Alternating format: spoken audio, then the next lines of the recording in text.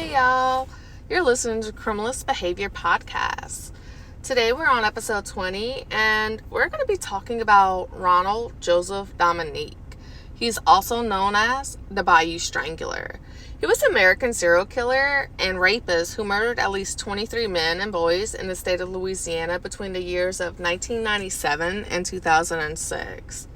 If this is your first time listening, hi, my name is Sarah Soudier, and I'm your host for Criminalist Behavior Podcast.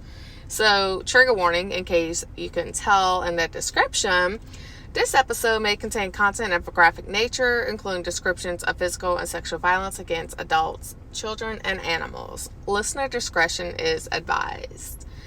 I want to thank you for listening to the show, and I hope you enjoy it. And I want to give y'all a little glimpse of my life for the past 2 weeks because I've been MIA with my podcast and I am so sorry. But I have personal issues going on as life happens. And my children's father's court date happened and then they postponed it to the next day. Then my godchild graduated high school, then my niece's birthday, and then I got my children's siblings for a little while just so they could visit with them. So it's been pretty busy along with work and then bringing my children to work. So it's been chaotic and I plan on staying on track. But y'all bear with me. And I promise y'all I'm still pushing out content as much as possible. And hopefully I could get ahead and have some recorded for the future so I don't run into this issue. But thank y'all for being patient with me. Thank y'all for being supportive and listening to the show. I really appreciate it. And if y'all ever have any questions or if y'all just want to come on the show, just reach out to me any way you can via social media, any of your famous podcast apps that you listen to us on, and I'll be happy to reach back out to you and let you know how we could plan this out, okay? So I'm going to just jump right into this case.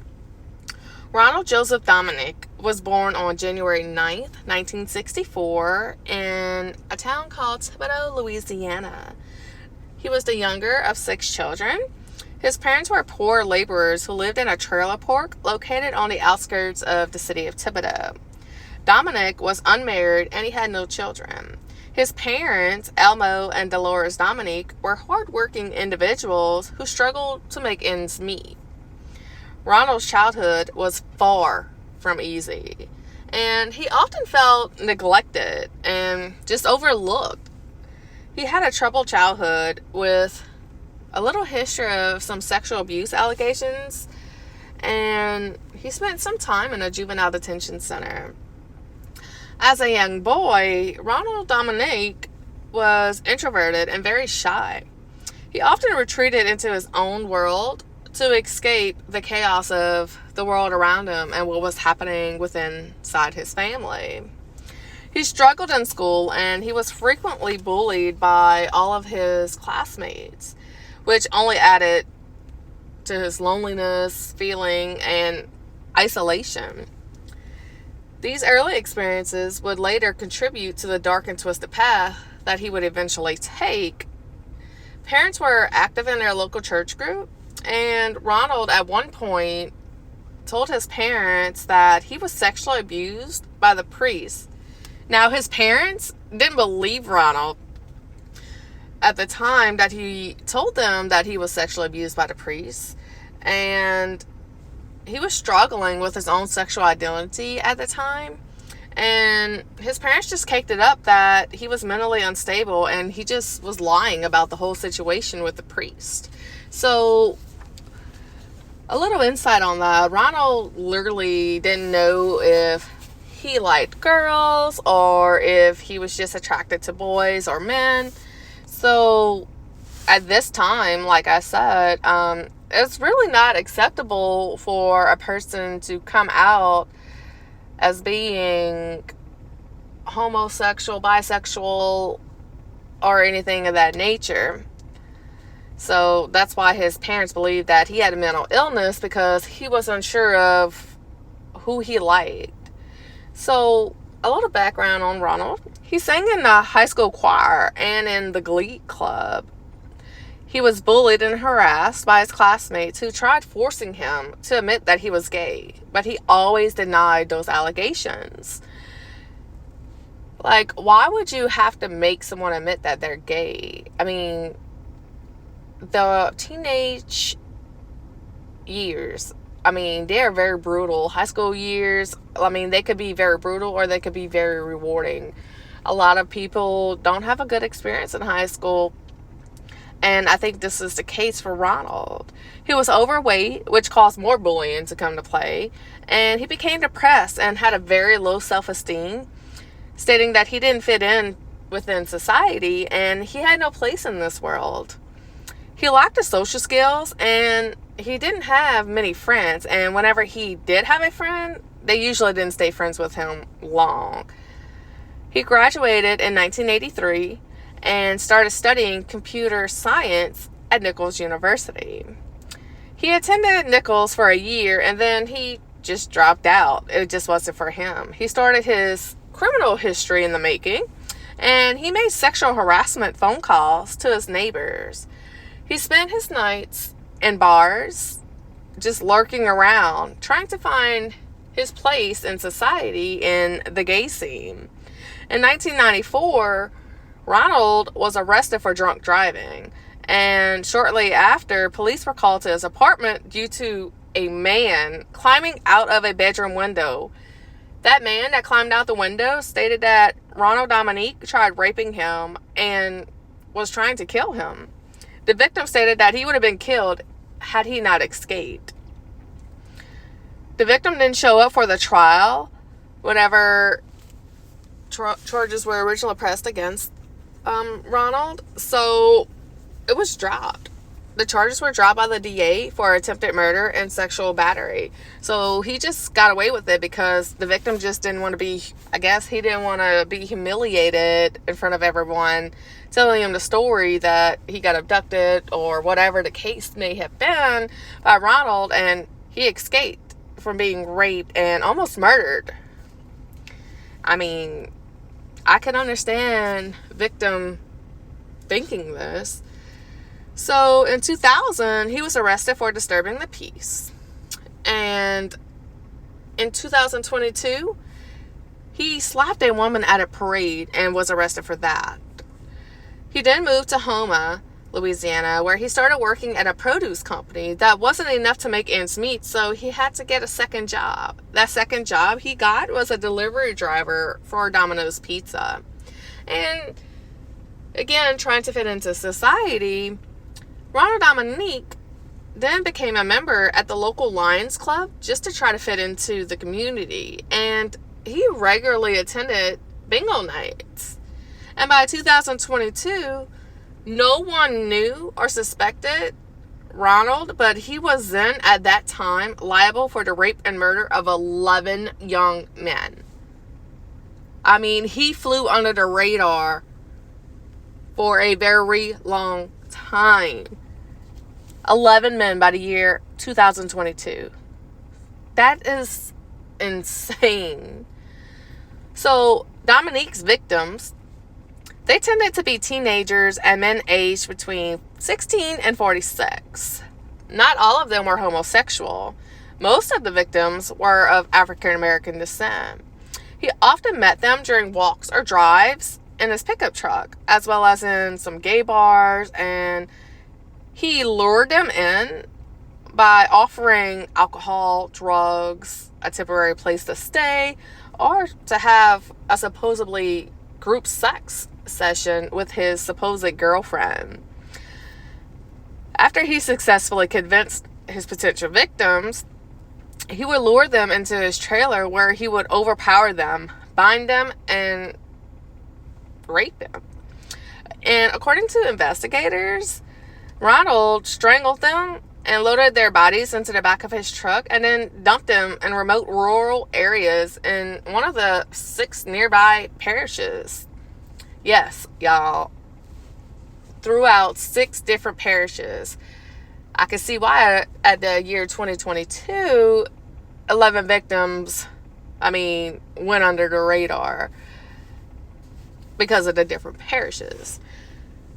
That is just insane. So the cases of these men were not treated fair in the press and the news.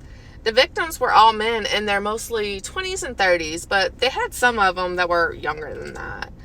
Victims were vulnerable targets. The police and community didn't know if they had multiple killers on the loose or if this just was a one-person killer, a potential serial killer on their hands. The victims were often those struggling with substance abuse or working in the sex work. All the victims were strangled and dumped in marshes, bayous, and sugarcane fields. There was a count of at least 23 victims. Police started connecting the dots in the spring of 2005, and again, all were ignored by the mainstream media news and outlets. The murders began in the year 1997, July of 1997 to be exact, and his first confirmed victim was 19-year-old African-American man named David Mitchell. On July 12, 1997, in the area of St. Charles Parish, Ronald came into contact with 19-year-old David Mitchell Jr. David, his mother Latrice Mitchell, and his aunt Rita Aubrey attended a birthday party in which David got into an argument with someone there, and his aunt Rita then decided to pick him up from the party and drop him off at his grandma's house in Hahnville, where he waited on his uncle to pick him up and bring him home to his house where he lived with his mom. It ended up that the uncle never showed up, so David just decided to take matters into his own hands, and whatever means it was for him to get a ride, he just decided to start hitchhiking to Luling. So Hahnville and Luling are rather close to one another, so a good little hitchhike, that's not even a long drive, to be honest with you. I would say about 15-20 minutes tops. So it shouldn't have been too crazy as far as hitchhiking to get a ride. It would have took him a while to walk all that, but I guess if he really wants to get home, that's why he started doing it. So when the family hadn't seen or heard from David, they obviously began to get worried the following day. They figured that he might just be at a friend's house, but he didn't report for work the next day, and when his mom checked his room and saw that his work ID and clothes were still in his room, this raised her suspicion. It wasn't like David to miss work or not remain in contact with his mom or family or friends, and at this time, Latrice then called the police to report that her son was missing. His body was found on July 14th in a ditch along a highway near a wooded area in St. Charles Parish, 2 days after he was last seen. Forensic research showed that there was a ditch where he was found, and the water from the ditch was located in David's lungs, but there was no trace of physical trauma, drugs, or alcohol in his body. Latrice found out her son was deceased on TV. While watching the news, a photo of a young black man's body was found on Highway 3160 in an industrial part of town, and that victim ended up dying of supposed drowning. Highway 3160, in case you didn't know, connects Hahnville, Luling, and Donaldsonville. The young man was identified, so police did not know at this time that this was David. Latrice then called the police to see if the young man found was her son. David was found with his pants around his ankles, but there was no drugs or alcohol in his system. The death was ruled as an accidental drowning. Latrice stated that her son knew how to swim, but the case was closed as police stated that the young man had a high-risk lifestyle. So they didn't even want to go ahead and investigate any further just because of the supposed high-risk lifestyle. Like, what is that, y'all? Seriously. You have a death on your hands. You should go full force, head in deep, you don't go and walk away and just shake it up. Oh, that's accidental drowning. No biggie. Foul play. Accidental drowning. Why was his pants on his ankles? Why? Make it make sense. There's no other reason except foul play being that motive. So there was no corroborating evidence to support that this was an accidental drowning. Police made it seem that David was the cause of his own death, that he did something that caused this to happen, and no one else was responsible. Can we say victim blaming at its finest? How are you going to blame the victim for causing this upon himself? Are you insane? I don't understand. Forensic research showed that there was ditch water, like I said previously, in David's lungs, but there was no drugs, alcohol, or physical trauma. His death was initially ruled as accidental drowning. However, Mitchell's father insisted that his son was an excellent swimmer and that he had been murdered. There was no way his son could have drowned in ditch water. Like, ditch water. Now, I don't know if this was a big canal, if this was a big ditch, how much water was in the ditch, but typically ditch has very little water in it. Now, I know you could drown in 2 inches of water, whatever, but if you're an excellent swimmer and this is supposedly accidental drowning, regardless of his lifestyle, I really highly doubt that this individual would drown. Like, no. Doesn't make sense. Not in a ditch. Unless someone else was involved. I mean, really look at it, y'all. Really look at it. So, since the water level was very low, and the fact that Mitchell's trousers have been lowered down to his ankles, I mean, that really raised his father's suspicion on pointing to the accusation that his son was actually, in fact, murdered. The police needed to reopen the investigation, that his son was not dead due to accidental drowning. That's ludicrous.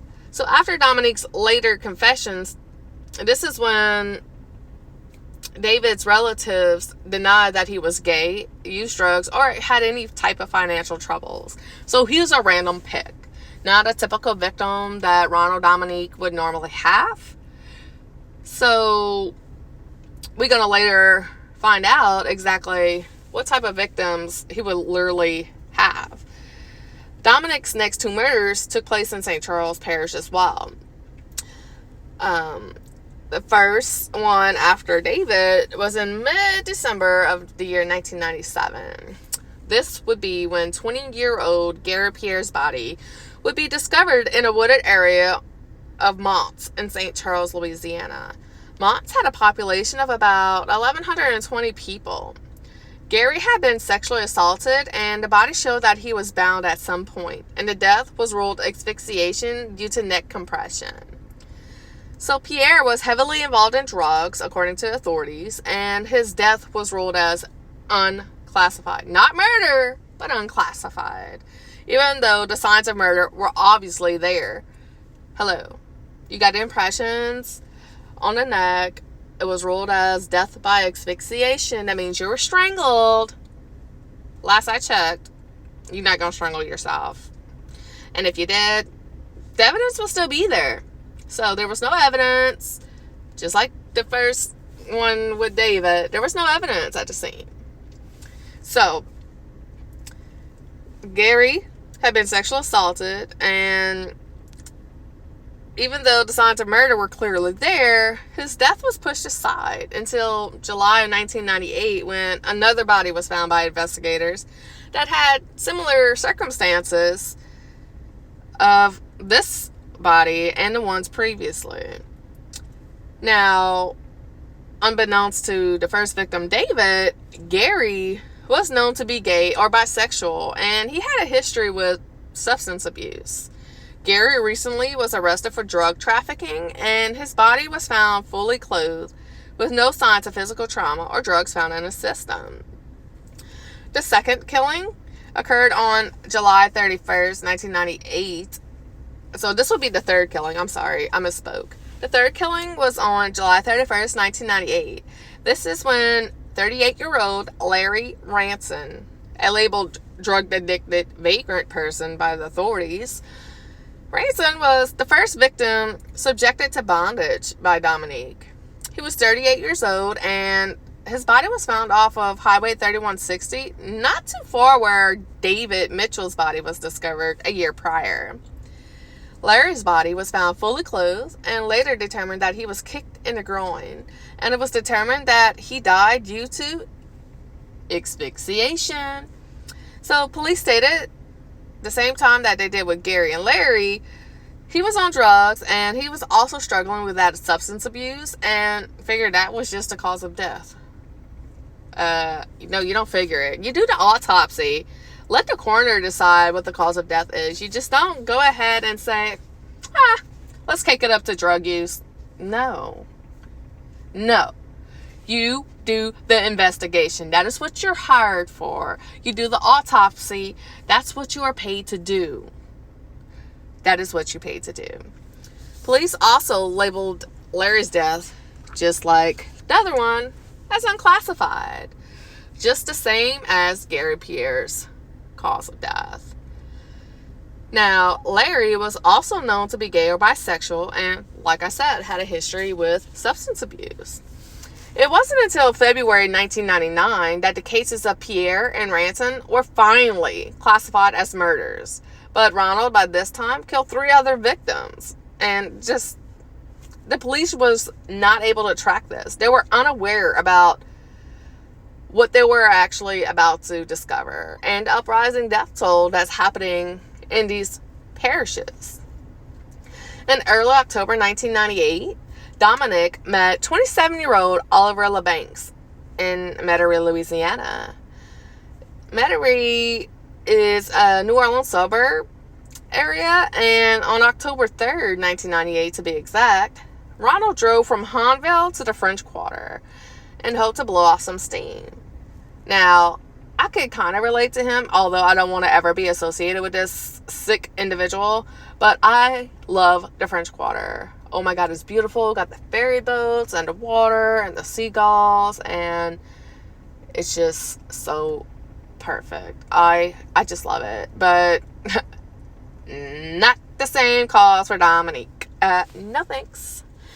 So Dominique ended up sitting down at a bar called Rawhide, and this is where he met 27-year-old Oliver LeBanks. Oliver was at Rawhide with some friends and his brother, but this wasn't the typical scene he would normally be associated with. Ronald and Oliver started talking at the bar, and they made a deal with sexual favors against one another, and they both left the bar. They headed towards Ronald's car at the Jack's Brewery, and Oliver and Ronald got into the back seat of Ronald's Malibu, and they began the transaction of sexual favors. All of a sudden, Ronald decided to flip Oliver over, and he began raping him. Oliver tried fighting him off and stated that he didn't want no part of that.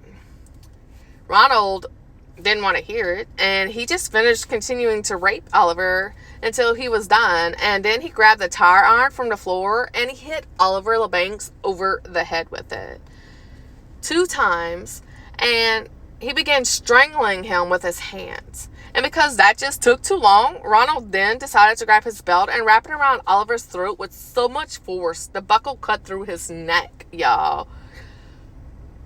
Can you imagine? Can you be... No. No. You get hit in the head with a freaking tire iron, and then you're getting strangled with, first, somebody's bare hands. Because that took too long. Let me wrap this belt around your neck. How? Like, was the victim that succumbed to his injuries? I can't. How would you allow somebody to put a belt around your neck? I wasn't there. I don't know, but that just sounds so crazy to me. Ronald kept choking Oliver with the belt until he felt it was enough, and Oliver succumbed to his actions. Ronald then took Oliver and dropped his body off near the Baby Cake Stadium, which was known at the time as the Zephyrs baseball field, and he dumped the body underneath a bridge. He then drove back to his home, which was, at this time, Houma, Louisiana. Oliver's body was discovered the very next day, and it was discovered by people traveling along the road under the bridge. He was the same stereotype as the previous known victims, black, known for substance abuse and to participate in sex work. Just showing how he is choosing his victims in the victim profile. That's how Ronald Dominique just picked his victims. Oliver's death was stated to be due to being a gay prostitute and an uneducated kitchen employee with a mindless job. Where do authorities get the nerve to call somebody or accuse somebody of dying because of their lifestyle choices? Where do they get to just cake up some freaking conclusion? Where is the evidence that points this? We need to shoot the opinions out the freaking window. That is bias. I really don't understand why the police are so gullible. Like, I don't understand why they could care so much about one case, but everybody's lives matter, regardless of the lifestyle they live, regardless if they're gay, bi, trans, whatever the case is. If you want to identify as a tree, I don't care. Everyone is important, and everyone should be investigated. I can't stress this enough. This whole case right here just really, really got under my skin. And, well, I knew some of these victims, so it really, really got underneath my skin, and that's all I'm going to say. That's just all. I have nothing nice to say at all about this. No, none. So, like I said, Oliver was uneducated, and he was a kitchen employee. And just because he was gay, it didn't mean he was a prostitute. It didn't mean that he was no one. He was someone. He was somebody's child, someone's brother, friend, uncle. He was somebody in this world. The family of Oliver still till this day tries to correct this, as this is not who Oliver was, and he should not be defined as such. A former friend stated that Oliver was not a bad person in any way. Oliver had a total of 5 kids and a great future ahead of him, but he was just a recovering drug addict, and he was just lost along his way. The autopsy found that he was bound at his wrist and raped before being murdered, but the murderer left no fingerprints and wore a condom, so there was no evidence left on the scene. There was a single hair from a white male that was left on Oliver's body, but they had no one to compare it to. And just because of how the investigation's been going for all these murders so far, I really don't think, even if they had something to compare it to, they would have actually took the time and the resources to actually do it. So after his arrest, Ronald then claimed that LeBanks was a drug addict, and he offered him sexual services in exchange for money, after which Dominic had sex with him. Then he beat them and strangled him. LeBank's body was later disposed on the outskirts of Metairie, where it was found on October 4th. During the autopsy, traces of Dominic's semen was actually found on his body. Not inside him, but on him. Relatives and friends of LeBanks later confirmed that he only had recently resorted to leading a vagrant lifestyle after he had been fired from his job for using drugs. So, yeah, he's not what police state he is.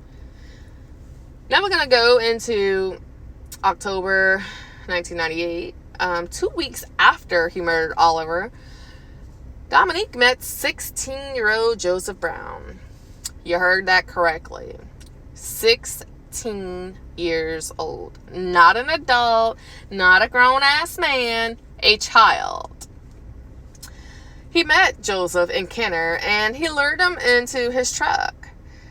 And this was under the pretenses of selling him crack cocaine. Now, I have a 16-year-old. Well, actually, he just turned 17, but my daughter's about to turn 16. I can't fathom them being approached by this freaking older guy selling crack cocaine. First off, my kids better not be doing no drugs. No. And crack cocaine, best believe I will... No.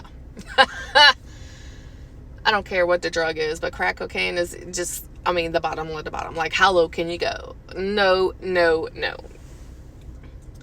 16 years old buying crack cocaine. After sharing it together, Dominique then beat the teenager several times on the head with a blunt object and then strangled him with a plastic bag.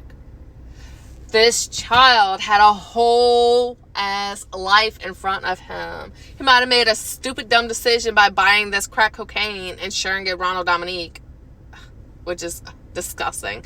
I mean, if you see this man, I mean, disturbing. He was not a good looker.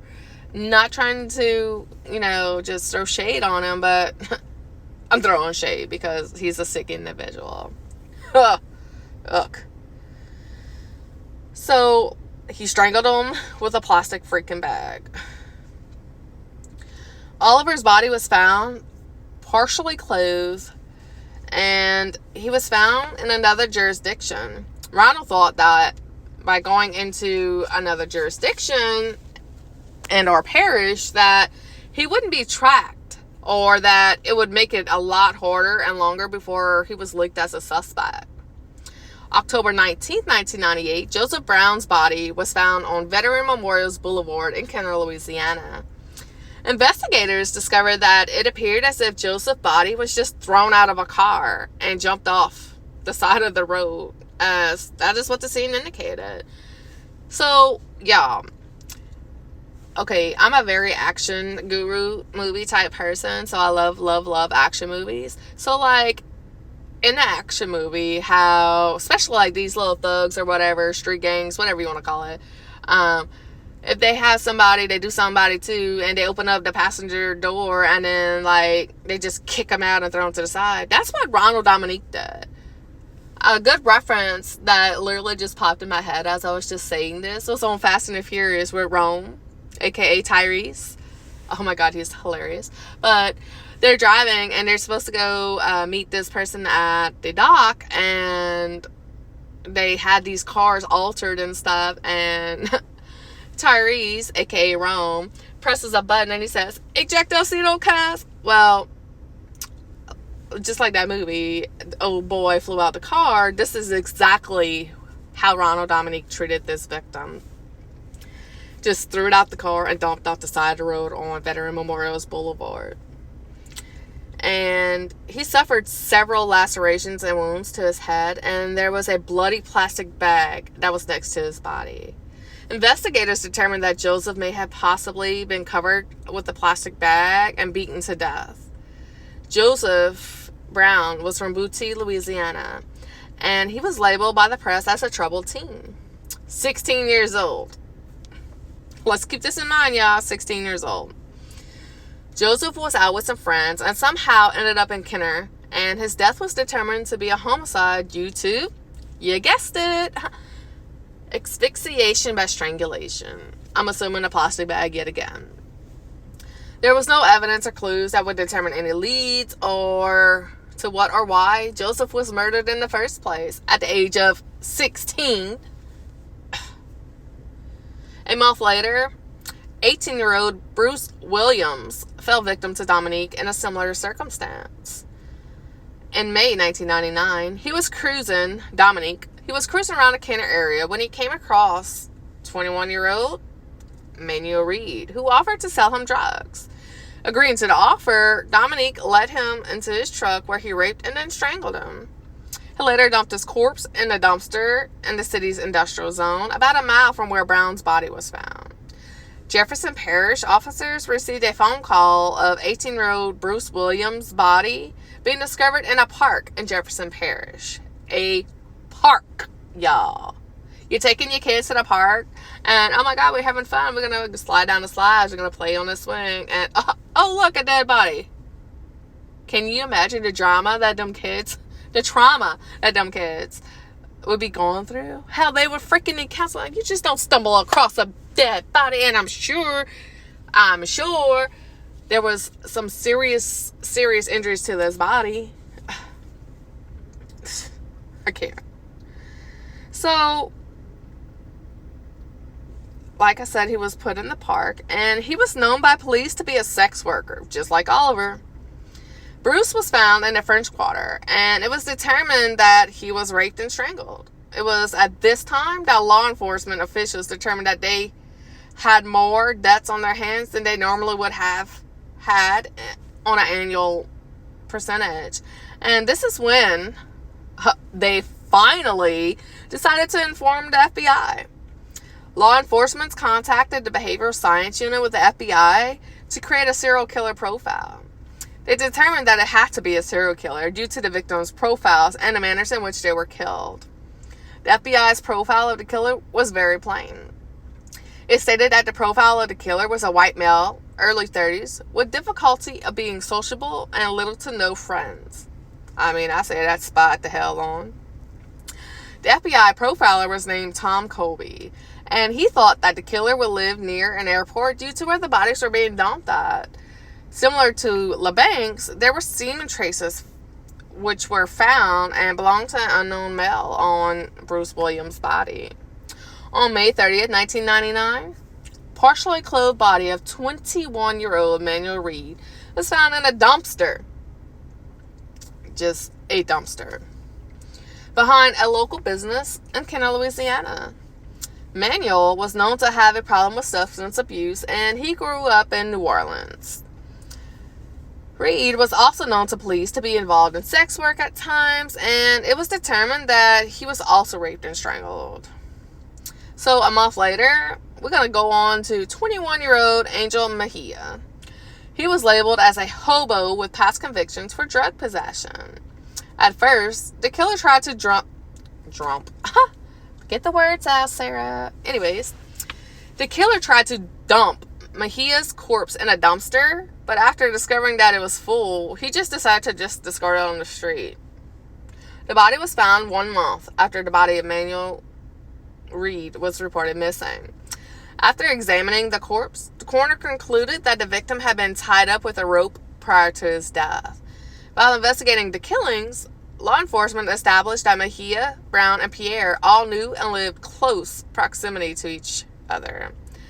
And Angel Mejia was found by a dumpster in an industrial area of Kenner, Louisiana, and they noticed that the victim fit the profile of the other murders that were happening amongst the Parishes. Angel was living on the streets at this time of his death, and he was raped and strangled just like the other victims before him. Ronald made a mistake, though.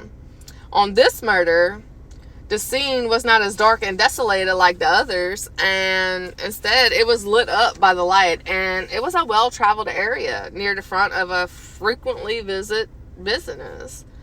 At this time, he was living about 15 minutes from New Orleans Airport, and he fit the killer profile given by the FBI of a white male in his 30s, living close to the airport, being isolated.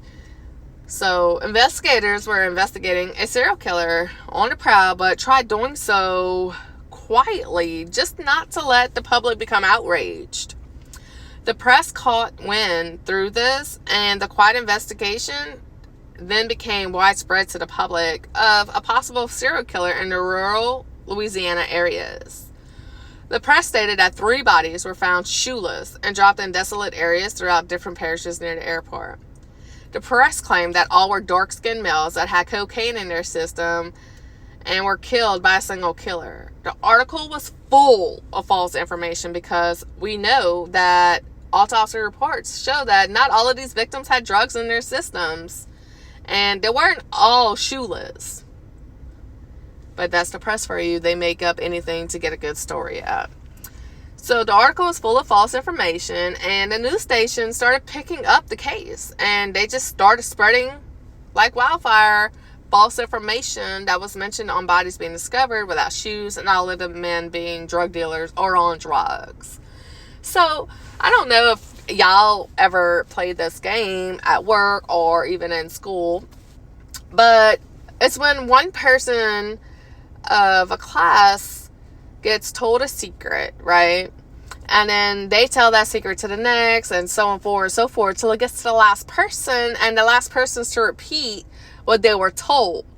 Now, generally, people forget what was originally told and they make it up along the way, which results in, false information being repeated at the end, because that's not what was said. That's exactly what was happening with the news outlet and the press covering this case, because they weren't getting any information by investigators. They were just coming up with their own stories by what they thought happened, and not factual evidence. So this led the public to become outraged. And in late August, Dominique met 34-year-old Mitchell Johnson. Dominique offered Mitchell drugs, and this was in exchange for sexual favors. He then took Johnson to the forest outside of Metairie, where he tied, raped, and strangled him. Mitchell's fully nude body was discovered on September 1st. So he just left him out there, no clothes, y'all. Mitchell's body was discovered under the same bridge as Oliver LeBank's body was found. Mitchell was living on the streets in Kenner, Louisiana, and friends told police that they saw a suspicious male roaming the neighborhood as a white male in his early 30s, and he had a receding hairline with fat cheeks. Spot on, y'all. Ronald Dominique, bald, receding hairline with them fat chubby cheeks. Exactly, 100% to the T.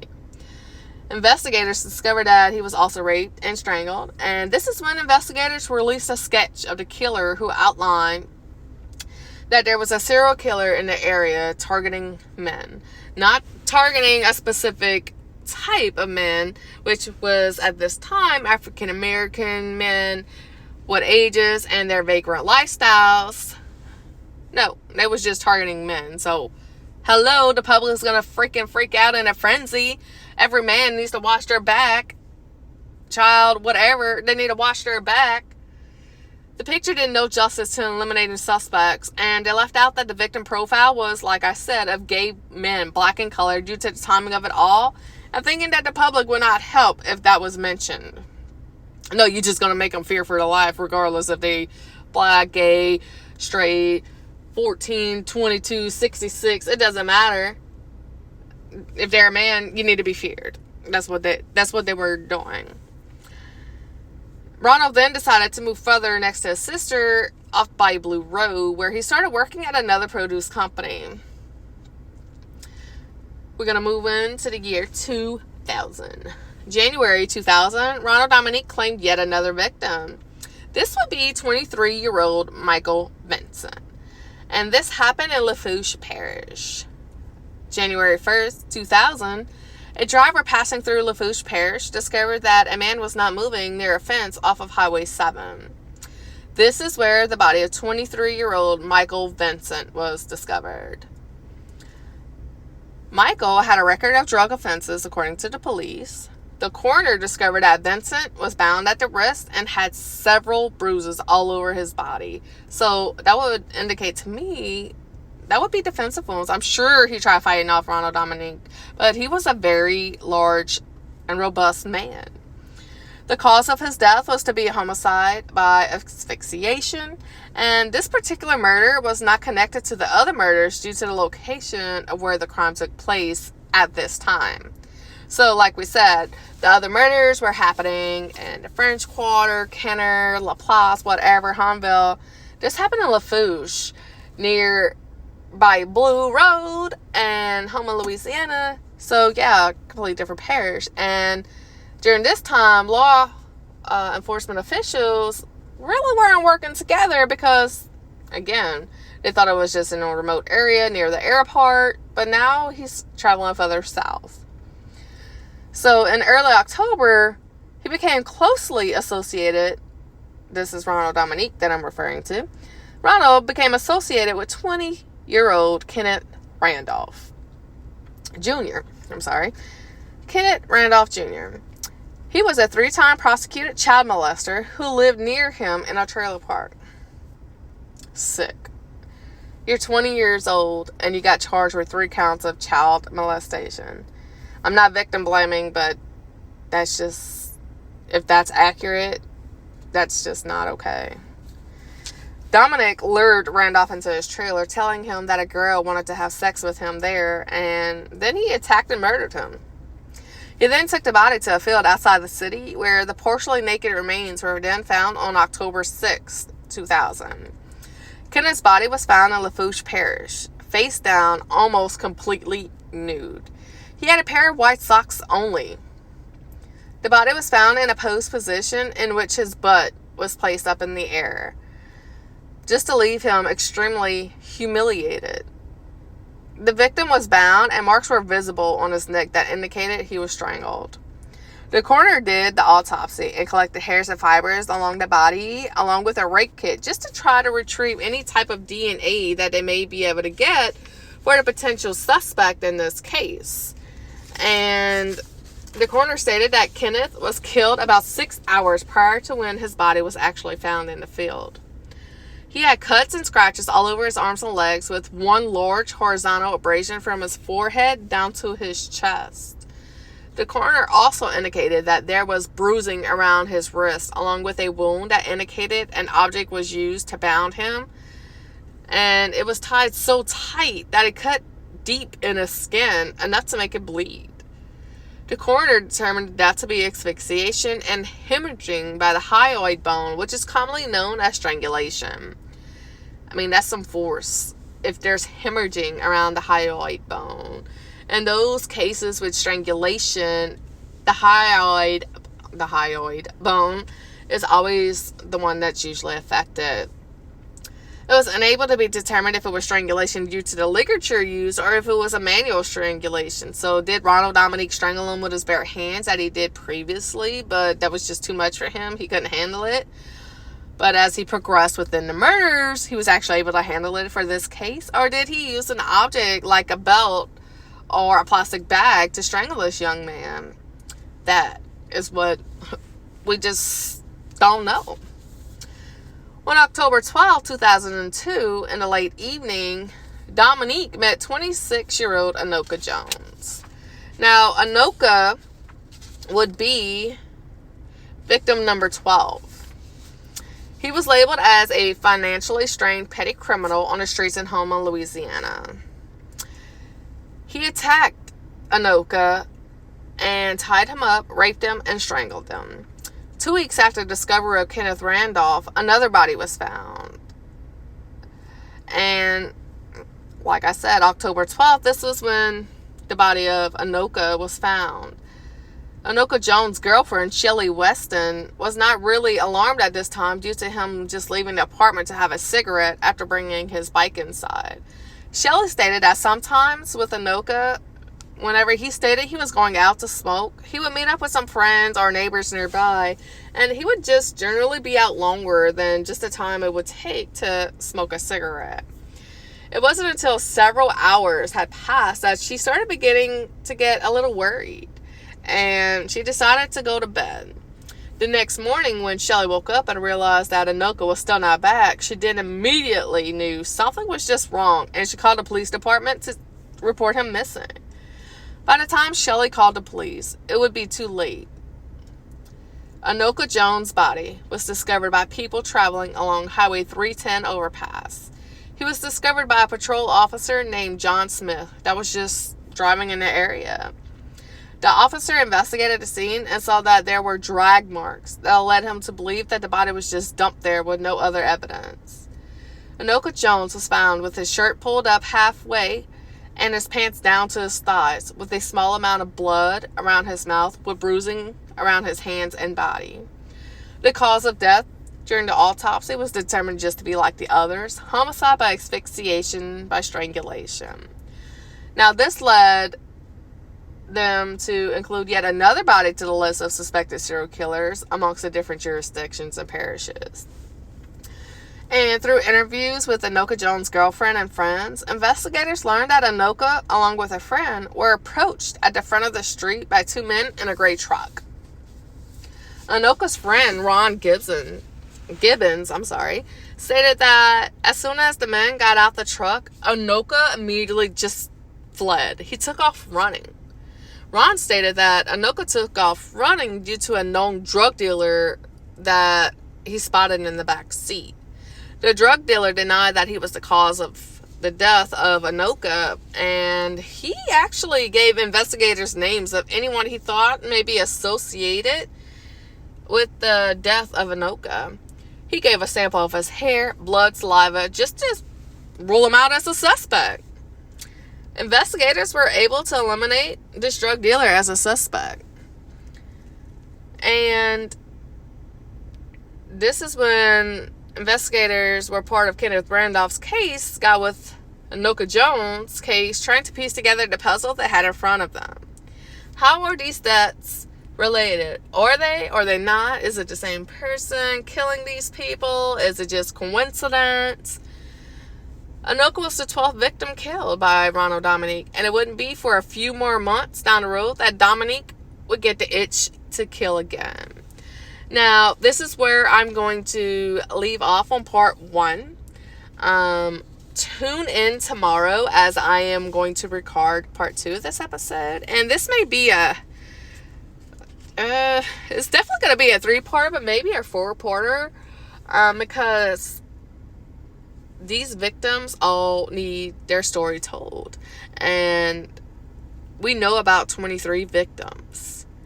I'm sure there are several more out there, but this is what we know of at this time. And this is victim number 12. So we still have 11 more to go, y'all. 11 more to go. That's just crazy that a Louisiana serial killer. So I want to thank y'all for listening to the show. Again, thank y'all so much for being patient with me. And like I said, I definitely am going to record tomorrow. I'm going to get this case out day by day. So until next time, please like, share, follow, subscribe.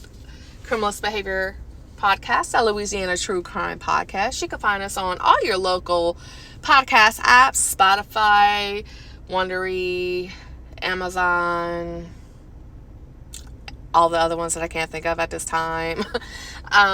Again, you can reach out to any social media. We got Facebook, Twitter, Instagram, TikTok. And if you just want to shoot an email, you can email us at criminalbehaviorpodcast@gmail.com. And again, I'd like to know what y'all think so far about this case. 12 victims, Ronald Dominique in South Louisiana. And we still have 11 victims to cover. I thank y'all for listening, and I will speak to y'all again tomorrow. So until next time, y'all be safe.